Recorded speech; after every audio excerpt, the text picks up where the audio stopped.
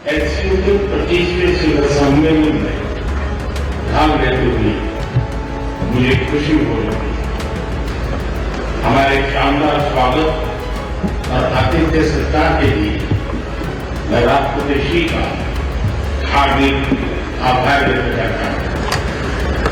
आज उज्बेकिस्तान का independence day है। कल किर्गिस्तान का राष्ट्रीय दिवस है। इस अवसर पर मैं दोनों लीडर्स को बधाई और शुभकामनाएं देता हूं।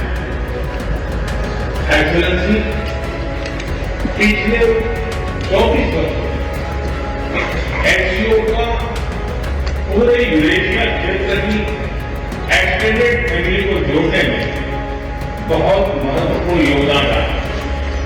भारत ने एक सक्रिय सदस्य के रूप में हमेशा कंस्ट्रक्टिव और सकारात्मक भूमिका निभाई।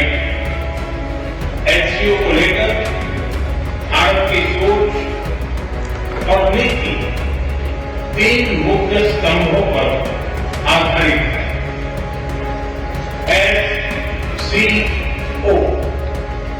एस सिक्योरिटी, सी कनेक्टिविटी, ओ अपॉर्चुनिटी। पहले स्तंभ एस यानी सिक्योरिटी के संदर्भ में मैं कहना चाहता हूं कि सुरक्षा, शांति और स्थिरता किसी भी देश के विकास का आधार है। किंतु इस मार्ग में आतंकवाद, अलगाववाद और अतिवाद बड़ी चुनौतियां हैं।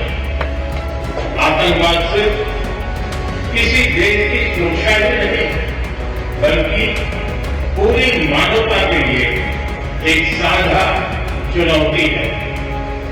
कोई देश, कोई समाज, कोई नागरिक अपने आप को इससे सुरक्षित नहीं समझ सकता। इसलिए आतंकवाद से लड़ाई में भारत ने एकजुटता पर बल दिया।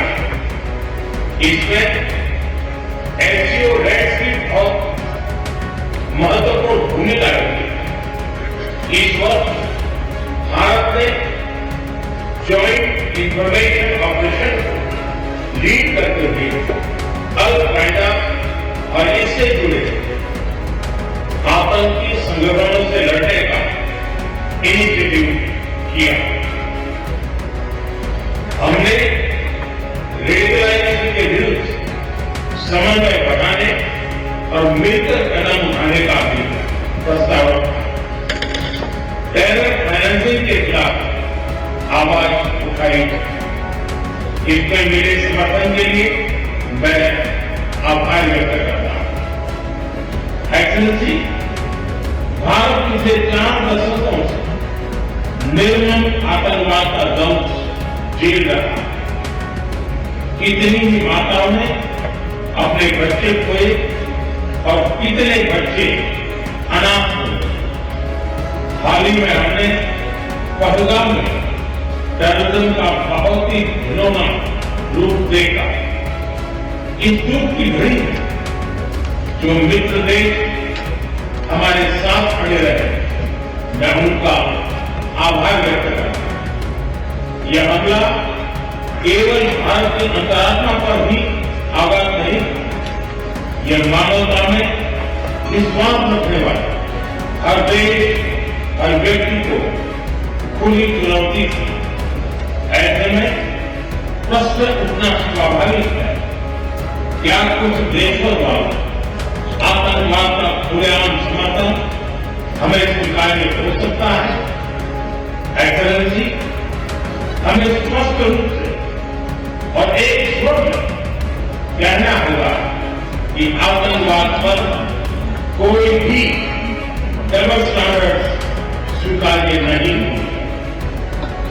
हमें मिलकर आतंकवाद का हर रंग में, हर रूप में विरोध करना, ये मानवता के प्रति हमारा दायित्व है। एक्सलेंसी, अब मैं दूसरे स्तंभ सी यानी कनेक्टिविटी अपने विचार रखना चाहूंगा। भारत का हमेशा से मत रहा है कि मजबूत कनेक्टिविटी से केवल व्यापार ही नहीं बल्कि विश्वास और विकास के द्वार भी खुलते। इसी सोच के साथ हम चाबहार पोर्ट और international north south transport corridor जैसे इनिशिएटिव पर काम कर रहे हैं। इनसे हम अफगानिस्तान और मध्य एशिया के साथ संपर्क बढ़ा सकते हैं। हमारा मानना है कि कनेक्टिविटी के हर प्रयास संप्रभुता और क्षेत्रीय अखंडता का सम्मान होना चाहिए। यही एससीओ चार्टर के मूल सिद्धांतों में भी विदित है। Connectivity that bypasses sovereignty, losing trust and meaning. Excellency, तीसरा स्तंभ है O यानी opportunity. Opportunity for cooperation and reform. 2023 में भारत की अध्यक्षता के दौरान नई ऊर्जा और विचारों का संचार हुआ। स्टार्टअप और innovation, traditional medicine, youth empowerment, digital inclusion और शेयर्ड बुद्धिस्ट हेरिटेज जैसे नए विषयों को अपने सहयोग में जोड़ा। हमारा प्रयास था कि एससीओ को सरकारों के परे भी ले जाए। सामान्य मानवी, यंग साइंटिस्ट, स्कॉलर्स और स्टार्टअप को भी आपस में जोड़े। हमारे पीपल टू पीपल टाइम दृढ़ता देने के लिए मैं आज एक और सुझाव रखना चाहूंगा। एससीओ के अंतर्गत एक सिविलाइजेशन डायलॉग फोरम बनाया है। इससे हम अपनी प्राचीन सभ्यताओं, कला, साहित्य और परंपराओं को वैश्विक मंच पर साझा कर सकते हैं।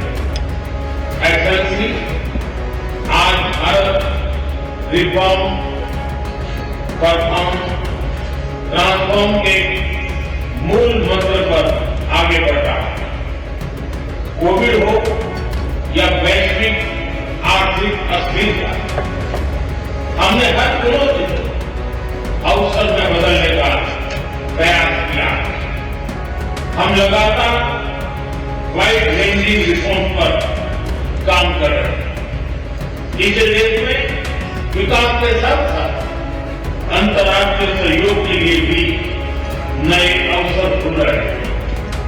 मैं आप सभी को भारत की विकास यात्रा से जुड़ने के लिए आमंत्रित करता हूं। एक्सेलेंसी, यह खुशी की बात कि एससीओ भी समय के अनुरूप इवॉल्व हो रहा है।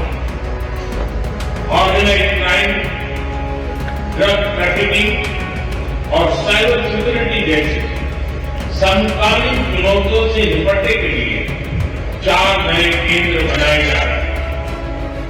हम इस रिफॉर्म ओरिएंटेड माइंडसेट का स्वागत करते हैं। वैश्विक संस्थानों रिफॉर्म्स के लिए एससीओ सदस्य आपसी सहयोग बढ़ा सकते हैं। संयुक्त राष्ट्र की 80वीं वर्षगांठ के अवसर पर हम एक मत होकर यूएन रिफॉर्म का आह्वान कर सकते हैं। ग्लोबल साउथ की आकांक्षाओं को आउटडेटेड फ्रेमवर्क में कैद रखना भावी पीढ़ियों के प्रति घोर अन्याय है। नई पीढ़ी के बहुरंगी सपनों हम पुराने जमाने की ब्लैक एंड व्हाइट स्क्रीन पर नहीं दिखा सकते। स्क्रीन बदलने की होगी। एचसीओ मल्टीलेटरलिज्म और इंक्लूसिव वर्ल्ड ऑर्डर का मार्गदर्शक बन सकता है। मुझे खुशी है कि इस महत्वपूर्ण विषय पर आज एक स्टेटमेंट जारी किया जा रहा है। एक्सेलेंसी, हम सभी पार्टनर्स के साथ समन्वय और सहयोग के साथ आगे बढ़ रहे हैं। मैं एचसीओ के अगले अध्यक्ष किर्गिस्तान के राष्ट्रपति और मेरे मित्र प्रेसिडेंट जपारोव को शुभकामनाएं देता हूं। बहुत बहुत धन्यवाद।